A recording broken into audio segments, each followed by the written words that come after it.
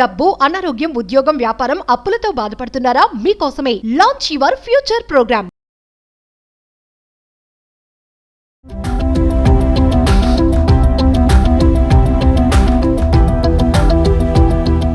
నమస్తే, welcome back to Suman T. Present మనతో పాటు ఉన్నారు అనలిస్ట్ మందర్ కృష్ణారెడ్డి గారు. నమస్తే సార్. నమస్తే అమ్మ. సార్, డ్రైవింగ్ లైసెన్స్ మరి 55 ఇయర్స్ 55 ఏళ్ల వయసు దాటిన వారికి, లైసెన్స్ ఉన్న వాళ్ళకి ఒక గుడ్ న్యూస్ అంటున్నారు. కొత్తగా రూల్స్ మారాయని చెప్పేసి కేంద్రం చెప్పడం జరుగుతుంది. ఒకసారి వివరాలకు వెళ్తే. సహజంగా మనకి ఇప్పుడున్న పరిస్థితుల్లో లైసెన్స్ జారీ చేసే విధానం ఎట్లా ఉందంటే, ఫస్ట్ లెర్నింగ్ లైసెన్స్తో ప్రారంభమవుతుంది. ఎవరైనా లైసెన్స్ తీసుకోదలుచుకున్న వాళ్ళకి కొత్తగా వస్తున్నటువంటి మోపెడ్ లాంటి వాటికి లైసెన్స్ లేకపోయినా నడపగలిగే అవకాశాలు కల్పించారు. స్కూటర్ కానీ అంటే గేర్ సిస్టమ్ ఉండేటువంటి దాంట్లో మాత్రం తప్పనిసరిగా లైసెన్స్ కావాలనేది ఉంది. కారులో అయితే ఎలాంటి దానికైనా గేర్ లేని దానికైనా సరే ఖచ్చితంగా లైసెన్స్ కావాలనేది ఉంది. హెవీ వెహికల్స్ లైసెన్స్ ఉండాల్సిందే కంపల్సరీగా. మళ్ళీ మనం విదేశాలకు వెళ్తే విదేశాల్లో కూడా ప్రత్యేకంగా లైసెన్స్ మళ్ళీ తీసుకోవాల్సింది. అక్కడ అప్లై చేసి లైసెన్స్ తీసుకోవాలి. ఈ లైసెన్స్ తీసుకొని అక్కడ చేస్తామంటే కాదు. ఇక్కడ ఇంటర్నేషనల్ లైసెన్స్ మనం అప్లై చేసుకుని తీసుకున్నా కూడా అక్కడికి వెళ్ళాక మళ్ళీ ఒకసారి వాళ్ళకి ఆ లైసెన్స్ చూపించి ఆ దేశంలో అది వ్యాలిడా కాదా తెలుసుకొని దాని ప్రకారం వాళ్ళు ఇంకోటి ఇచ్చే అవకాశాలు ఉన్నాయి. ఆ రకంగా ఉండడం వల్ల ఏం జరుగుతుందంటే, లైసెన్స్ బాగా పర్ఫెక్ట్గా ఉన్నట్టయితే ఎక్కువగా యాక్సిడెంట్స్ జరగవు అనేటువంటి ఒక మెయిన్ ఉద్దేశం. యాక్సిడెంట్ జరిగినప్పుడు డ్రైవ్ చేసేవాడికే కాదు, ఎదురుగా ఉండేటువంటి ప్రజలకు ఇబ్బంది కలిగే అవకాశం ఉండొచ్చు, పాదచారులకు ఇబ్బంది కలిగే అవకాశాలు ఉండొచ్చు, లేకపోతే ఎదురుగా వచ్చేటువంటి వాహనాలకి ఇబ్బంది కలగవచ్చు, కొంతమంది మరణించే అవకాశాలు కూడా ఉన్నాయి. ఇలాంటి యాక్సిడెంట్ కోకొల్లుగా జరుగుతున్నాయి.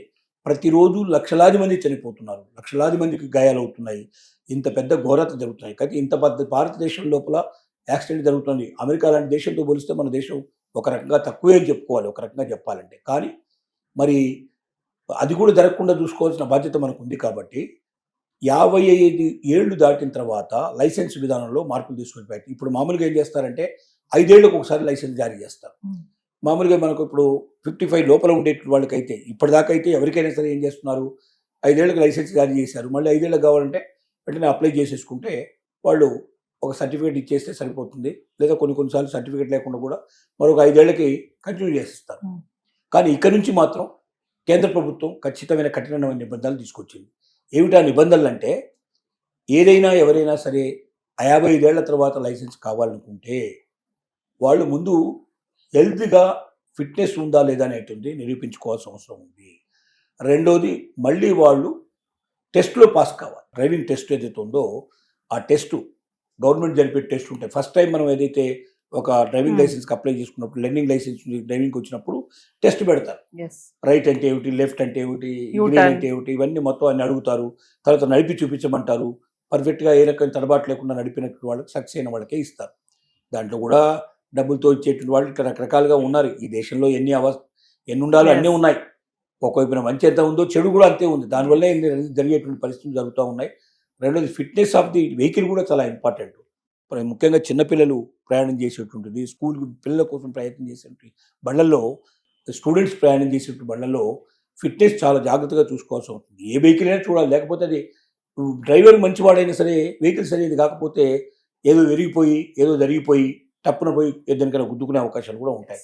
కానీ డబ్బులు తీసుకొని పనికిరాని వాహనాల్ని, చాలా పురాతనమైన వాహనాల్ని కూడా పాస్ చేసేసి బయటికి పంపిస్తూ రోజు రోజుకి జరిగేటువంటి అనేక రకాల యాక్సిడెంట్లకు బాధ్యత కలిగే పరిస్థితులు ఏర్పడుతుంది. ఇప్పుడు 55 ఏళ్ల తర్వాత ఉండే వాళ్ళకి గవర్నమెంట్ పెట్టినటువంటి నిబంధన ఏమిటంటే, ఫస్ట్ ఆఫ్ ఆల్ మీరు ఫిట్నెస్ సర్టిఫికేట్ కావాలి. అంటే మీరు డ్రైవ్ చేయడానికి ఫిట్గా ఉన్నారా లేదనేది క్వాలిఫైడ్ డాక్టర్ దగ్గర నుంచి, వీలైతే గవర్నమెంట్ డాక్టర్ దగ్గర నుంచి మీరు ఒక సర్టిఫికేట్ తీసుకురండి. రెండోది ఏంటంటే, దాంతో పాటుగా టెస్ట్ మళ్ళీ పెడతారు. మీకు ఫస్ట్ టైం మీకు టెస్ట్ ఎట్లా పెట్టారో మళ్ళీ 55 ఏళ్ళ తర్వాత కూడా మీకు టెస్ట్ పెడతారు. ఆ టెస్ట్లో మీరు పాస్ కావాలి. రెండోది, కంటి చూపు సరిగ్గా ఉందా లేదా, చాలా ఇంపార్టెంట్. కొన్ని కేంద్రాల్లో కంటి చూపుకు సంబంధించినటువంటి టెస్టులు కూడా అక్కడే జరిపే అవకాశాలు కూడా కనిపిస్తాయి. లేదా బయట వాళ్ళు సరి అయినటువంటి డాక్టర్ దగ్గర నుంచి కంటి చూపుకు సంబంధించినటువంటి సర్టిఫికేట్ కూడా తెచ్చుకోవాల్సిన అవసరం ఉంది. ఎందుకంటే కంటి చూపు సరిగ్గా లేకపోతే డ్రైవింగ్ చేయడం చాలా కష్టం. ఎందుకంటే ఎంత మంచి డ్రైవర్ అయినా సరే ఎదురుగా ఏమొస్తుందో కనిపించకపోతే ఏం చేయగలుగుతాడు? 55 తర్వాత ఎక్కువ మందికి కంటి చూపు ప్రాబ్లం వచ్చే అవకాశాలు ఉన్నాయి. వాళ్ళు బాగా రెటీనా ప్రాబ్లమ్స్ అవ్వచ్చు, ఇంకొక రకమైన ప్రాబ్లం రావచ్చు, కంటి చూపు మందగించే అవకాశాలు చాలా ఎక్కువ ఉన్నాయి. కాబట్టి అలా మందగించినట్టయితే ఆ కష్టం వాళ్ళు డ్రైవ్ చేయడం. కొంచెం చీకటి పడుతున్నప్పుడు ఇంకా కొద్దిగా ఇబ్బంది ఏర్పడి ఉంది. చీకట్లో లైట్లు వేసినప్పుడు చాలామంది కనబడని పరిస్థితులు ఏర్పడతాయి. ఇలా రోజు రోజుకి యాక్సిడెంట్లు ఎక్కువైపోతాయి. ఎందుకు గవర్నమెంట్ ఇన్ని జాగ్రత్తలు తీసుకుంటుందంటే 55 నుంచి ఇక ఆ పైన ఎంత వయసు వచ్చిన కొద్దీ డ్రైవింగ్ లైసెన్స్ ఇవ్వాలంటే 5 ఏళ్ళకు ఒకసారి ఇచ్చినా కూడా ఖచ్చితంగా టెస్ట్ చేయకుండా అతను 100% జాగ్రత్తగా డ్రైవ్ చేయగలుగుతున్న నమ్మకం ఏర్పడ్డప్పుడే ఇవ్వండి. ఫిట్నెస్ సర్టిఫికేట్ ఉంటేనే ఇవ్వండి.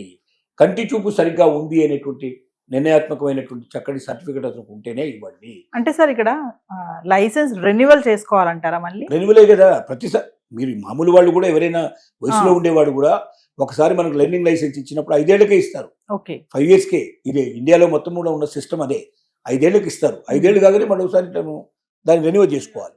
చాలామంది అసలు ఈ రెన్యువల్ సంగతి తెలియకుండా లైసెన్స్ ఉందని జేబులో పెట్టుకొని తిరుగుతూ ఉంటారు.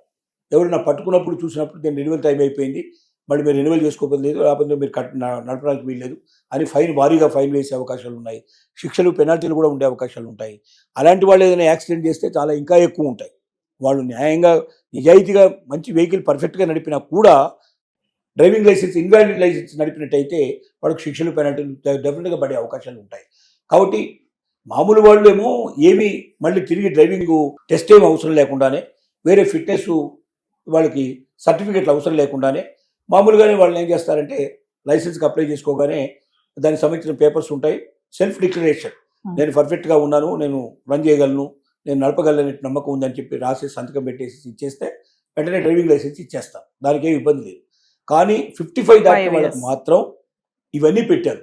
ఖచ్చితంగా ఈ నిబంధనలు ఉంటాయని. ఇంకోటి ఏం చేశారంటే ప్రతి ఒక్కరు కూడా డ్రైవింగ్ లైసెన్స్ ఉండే ఏ వ్యక్తి భారతదేశంలో ఉన్నా కూడా మీ ఫోన్ నెంబర్ మారినా, మీ ఆధార్ కార్డులో అడ్రస్ మార్పులైనా, ఇలాంటి మార్పుల్ని మీరు వెంటనే ఆధార్ కార్డులోకి వెళ్ళి ఆధార్ కార్డులో మీ అడ్రస్ చేంజ్ అయితే అడ్రస్ చేంజ్ చేసుకోండి. అలాగే మీ ఇంటి నెంబర్ చేంజ్ అయితే చేంజ్ చేసుకోండి. ఇది ఖచ్చితంగా అవసరం. ఎందుకంటే ఒక దగ్గర ఎక్కడైనా యాక్సిడెంట్ జరిగినట్టయితే వెంటనే ఇన్ఫర్మేషన్ ఇవ్వాల్సిన అవసరం ఉంటుంది. ఇన్ఫర్మేషన్ ఇవ్వాలంటే వాళ్ళ ఫోన్ నెంబర్ పర్ఫెక్ట్గా ఉండాలి, అలాగే వాళ్ళ అడ్రస్ పర్ఫెక్ట్గా ఉండాలి. పోయి అక్కడ వెతుక్కొని తీసుకురావాలి కదా. రెండోది ఎవడన్నా యాక్సిడెంట్ చేసి పారిపోతాడు, అలాంటి వాడి నెంబర్ దొరుకుతుంది అక్కడ.